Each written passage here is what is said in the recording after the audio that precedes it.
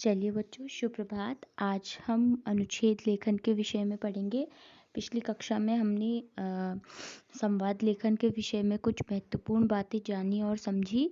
आज हम अनुच्छेद विषय के बारे में जानेंगे कि अनुच्छेद क्या होता है। और अनुच्छेद हमने पिछली कक्षाओं में भी पढ़ा था, तो इसमें ऐसी कुछ नई बातें नहीं हैं, लेकिन फिर भी आपके लिए विषय बहुत ही महत्वपूर्ण है।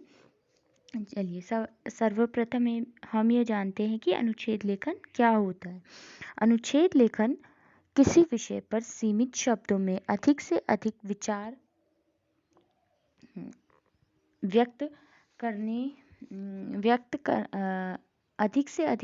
व्यक्त करना ही अनुच्छेद लेखन है। यानी कि किसी भी कोई भी टॉपिक हो, कोई भी विषय हो, उस पर आप अपने विचार व्यक्त करते हैं और सीमित शब्दों में। ऐसा नहीं है कि आपने 4 पेज लिख दिए या फिर 2-2.5 पेज लिख दिए, ऐसा नहीं।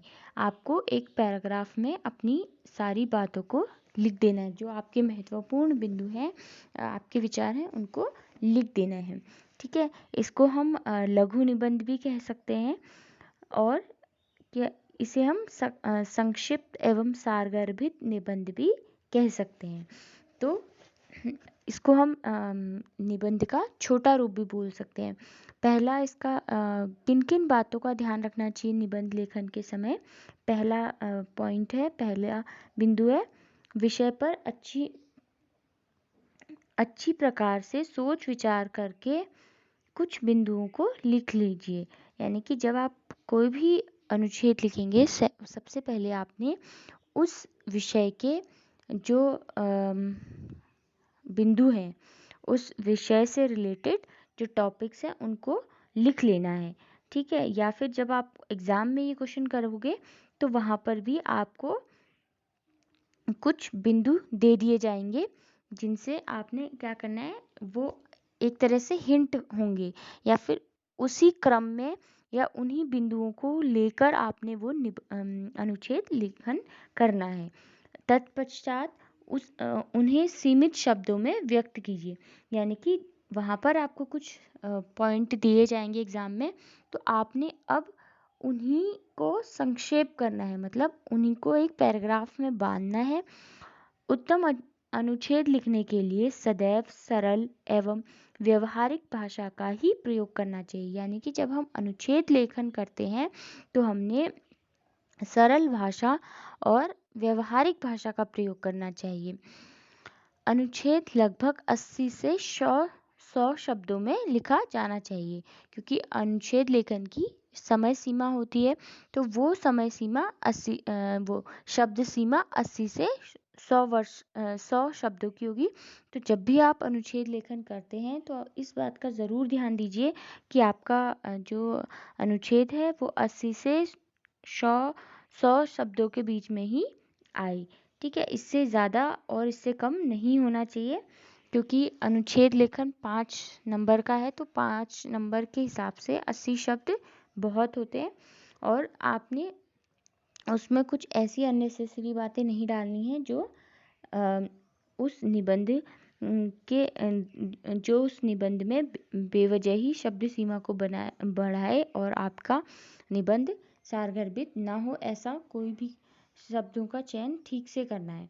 चलिए, अब हम एक उदाहरण देखते हैं। पहला उदाहरण है ये, अहिंसा परमो धर्म। यानी कि जो अहिंसा है वो सबसे बड़ा धर्म है। ठीक है, सबसे पहले जब आप इस अनुच्छेद को लिखेंगे तो क्या करना है, अहिंसा का अर्थ लिखना है, प्रेम का मार्ग, इतिहास के उदाहरण, सब धर्मों में श्रेष्ठ धर्म। तो अब आपने क्या करना है, जब आप लिख रहे हैं सबसे पहले आप अहिंसा का अर्थ बताएंगे। अहिंसा का सामान्य अर्थ है मार काट, तोड़ फोड़ या जोर जबरदस्ती करके दूसरों को शारीरिक, मानसिक।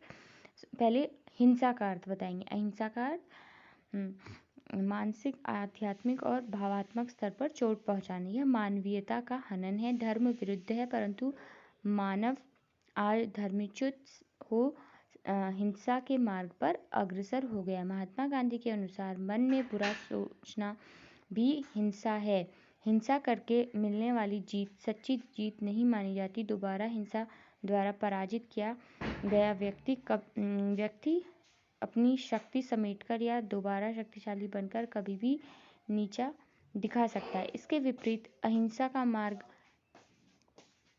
प्रेम का मार्ग है। अहिंसा और प्रेम के बल पर वह खूंखार जानवरों को भी वश में किया जा सकता है। और फिर मानव की तो बात ही क्या है। अहिंसा को श्रेष्ठ धर्म कहा गया है।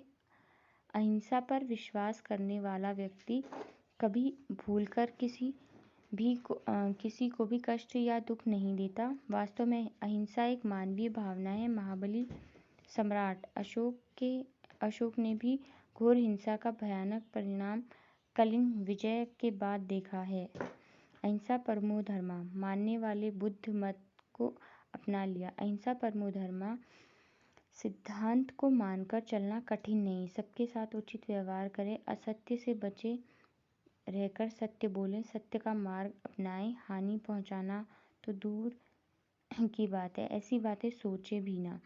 सबकी सहायता के लिए तत्पर रहें, सदा सबका भला करें। अहिंसा का पालन करने वाला व्यक्ति न तो किसी का शत्रु होता है, ना ही कोई उसका शत्रु। वह मानव का आदर करता है, वह आदर पाता है। वास्तव में हिंसा यदि शरीर की शक्ति है तो अहिंसा आत्मा की अदृश्य शक्ति है। आध्यात्मिक शक्ति होने के कारण ही अहिंसा को सब धर्मों में श्रेष्ठ और परम माना गया है।